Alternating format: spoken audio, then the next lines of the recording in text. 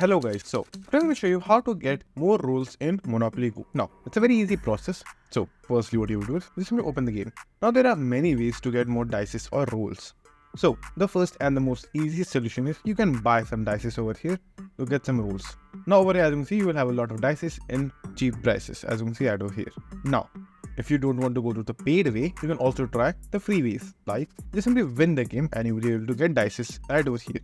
So for example, if I click on this gift box, you will be able to win dices over here.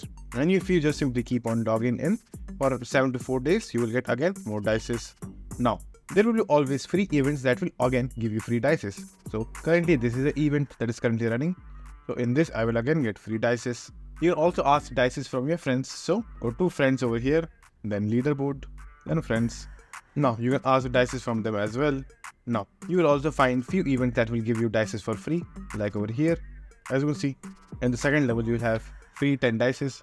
Same here as well. Now you can also click on the 3 lines at the top right, then go to daily treats.